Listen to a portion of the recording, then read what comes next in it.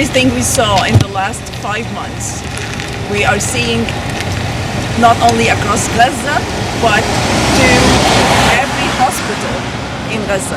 They're doing the same thing to the doctors, nurses, even refugees, people who took shelter in the hospital. They're kidnapping them, they're killing them, they're executing doctors for not leaving the hospital, not leaving their patients. They execute doctors for insisting to be with their patients even if they're gonna die. These are war crimes, and unacceptable that our government keeps sending money and weapons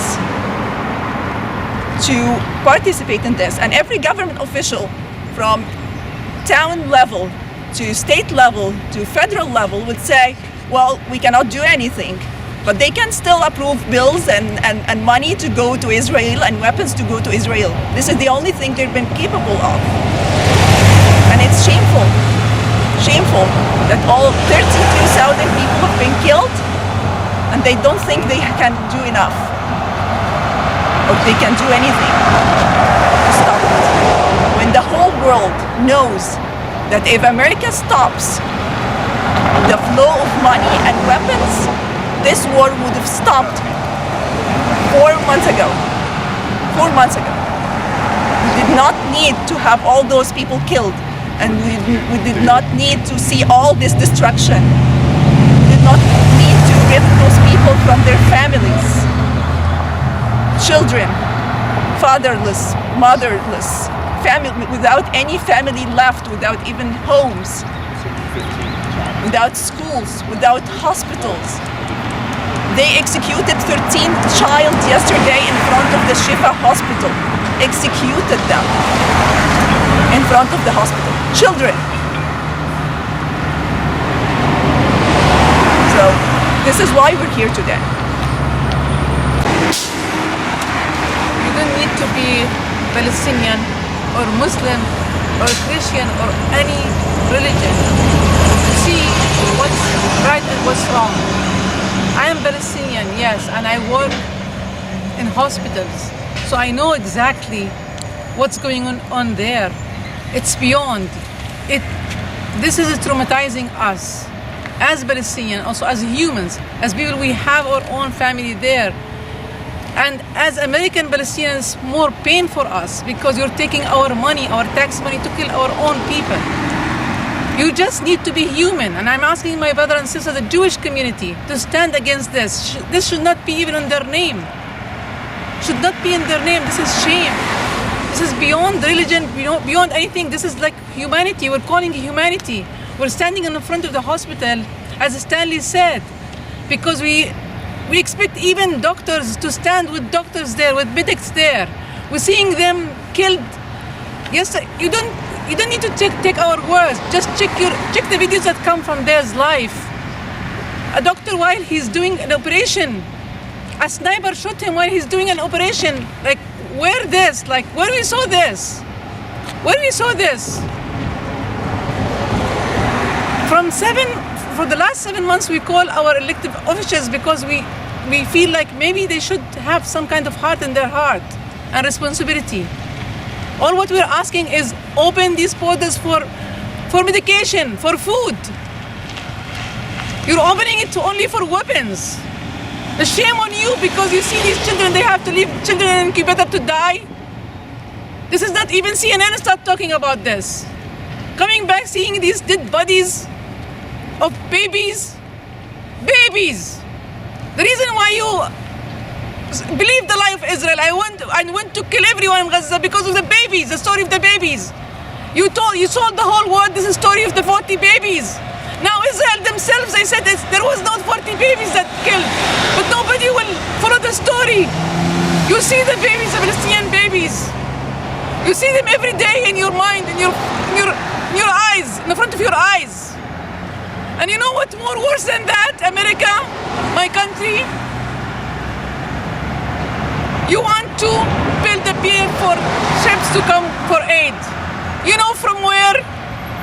There is 70,000 Palestinians that are still under this building. You're taking their bones and their bodies. We need to bury our people. You're taking them and building. You're gonna walk on their blood and in their bone and their bodies. Shame on you, and shame on everyone that is still silent. Shame. Shame on them. The Palestinian children, we will not forgive you. The history will write this. Your children will come and ask you where you were when this happened. It will be in the books.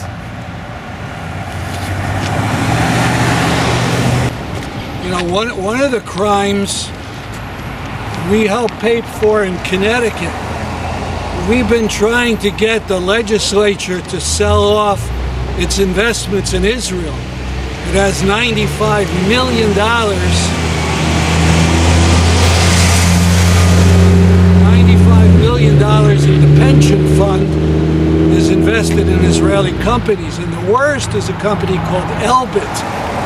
And it's the biggest manufacturer of weapons. It's an Israeli company that makes weapons. And one of the things they do, they make these drones. They modified a racing drone so it can go like 30 miles an hour or something like that, but it's small enough to go through your kitchen window. If the window's open, go right through and then shoot at you. And I think it was the end of December, a doctor was talking about one of his colleagues was shot in a room as this drone sprayed bullets over the place. No doubt an Elbit drone. Connecticut has $1 million invested in Elbit. And it's the fund of teachers, their retirement fund, state employees, municipal employees, police, whatever, all goes into the treasury. They invest $1 million in Elbit. And so we help attack hospitals in Gaza. Fund the killing.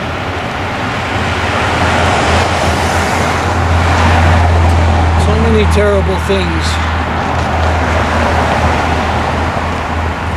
It's starting to rain. Yes. Speaking of terrible.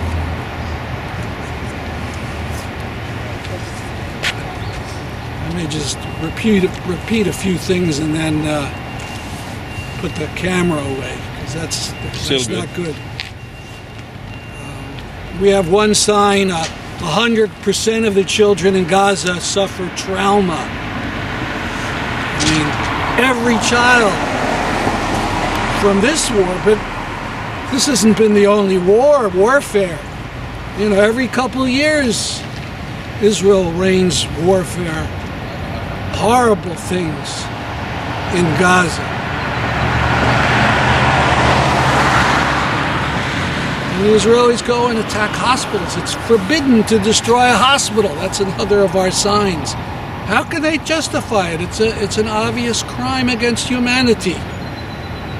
And they come up with stories, oh, human shields, and the people are hiding behind, the Hamas fighters are hiding behind the people in the hospitals. I mean, from the accounts we get, every square inch of the hospital is patients on the floor, in beds, and their families who think they can help the patients and who are just scared out of their minds, hope for some security. How are these hospitals fortresses for fighters?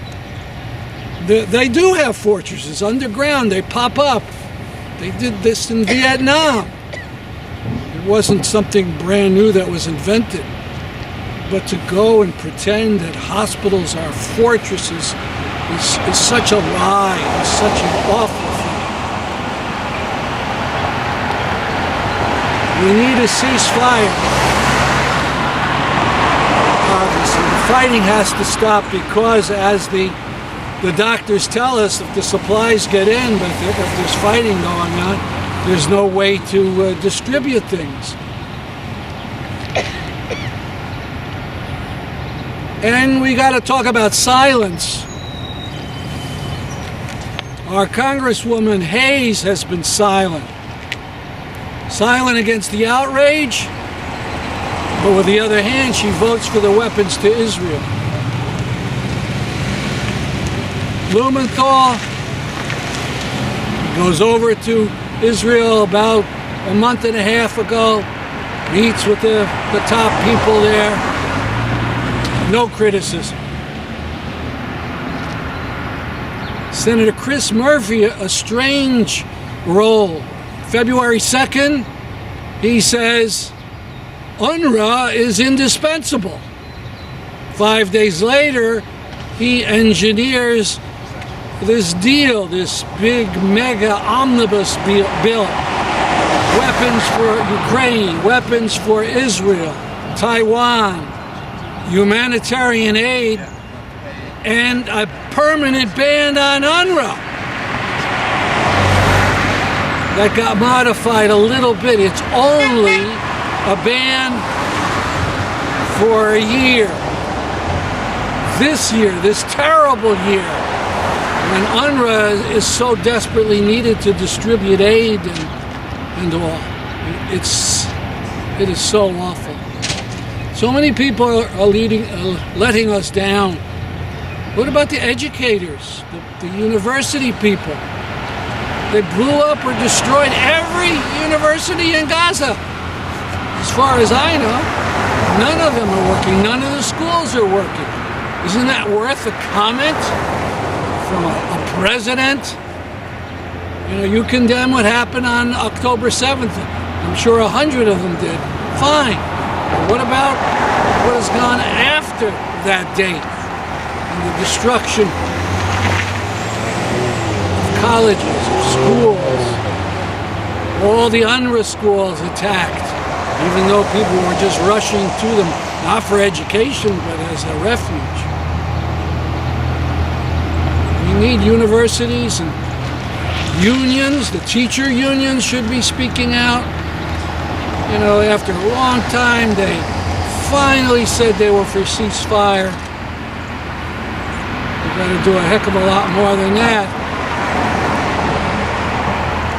We need to restore and reopen all the hospitals. And these Israeli war crimes.